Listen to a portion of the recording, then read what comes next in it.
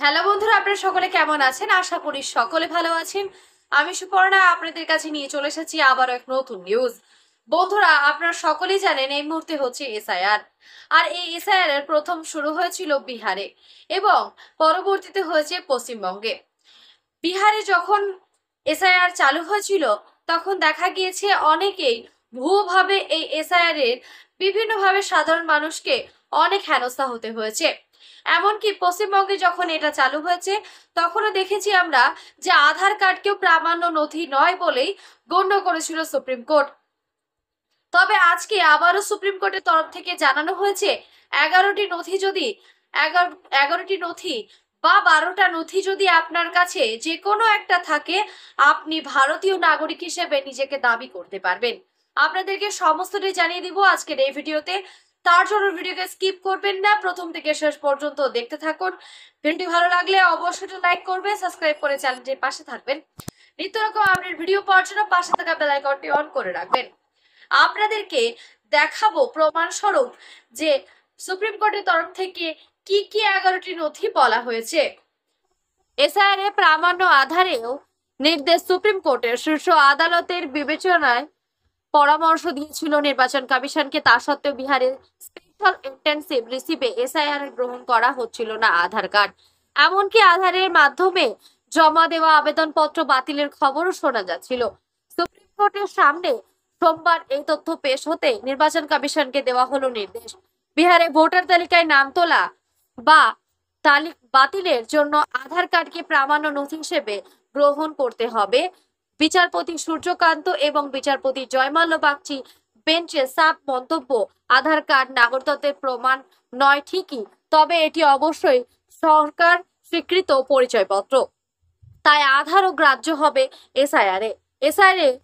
Enumeration form fill আপের ক্ষেত্রে 11টি নথিকে স্বীকৃত দিয়েছে কমিশন। তাতে আধার কার্ড ছিল না। এবার 12তম নথি হিসেবে সেই তালিকায় যুক্ত হবে আধার। এই ব্যাপারে কমিশন শীঘ্রই নির্দেশনা দিয়েছেন জারি করবে।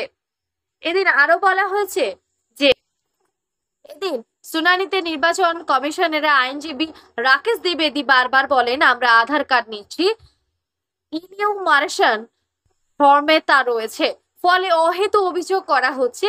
তাই শুনে বিচারপতি জয়মাল্য বাগচির মন্তব্য, ইনিউমারেশন ফর্মে সেফ আধার নম্বরটা নিচ্ছেন, আধার কার্ড প্রামাণ্য নথি হিসেবে গণ্য করছেন না।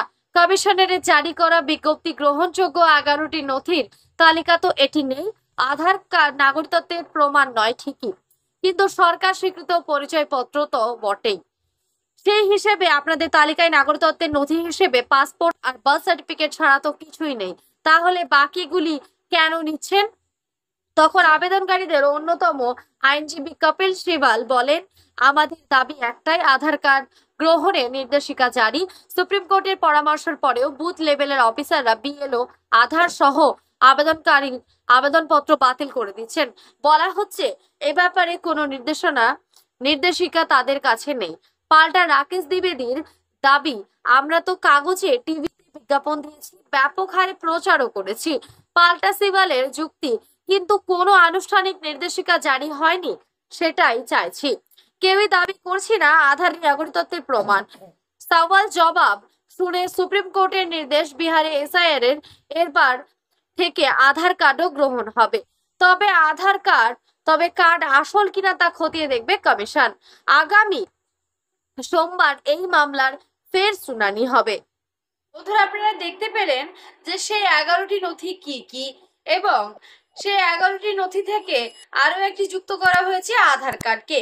এবার আধার কার্ডও কিন্তু প্রামাণ্য নথি হিসেবে গণ্য হলো, অর্থাৎ ভারতীয় নাগরিক হিসেবে আধার কার্ডেরও ভূমিকা থাকবে এবার থেকে। সুপ্রিম কোর্টের তরফ থেকে এমনটাই দাবি করা হয়েছে। সমস্তটাই দেখিয়ে দিয়েছি আজকে আপনাদের এই ভিডিওর মাধ্যমে। যদি কারো বুঝতে কোনো সমস্যা থাকে অবশ্যই আমাকে কমেন্ট বক্সে কমেন্ট করবেন, আমি চেষ্টা করব তার রিপ্লাই দেওয়ার। দেখা হবে নেক্সট কোনো ভিডিওতে। ততক্ষণ সুস্থ থাকবেন, ভালো থাকবেন। আজকে এই পর্যন্তই।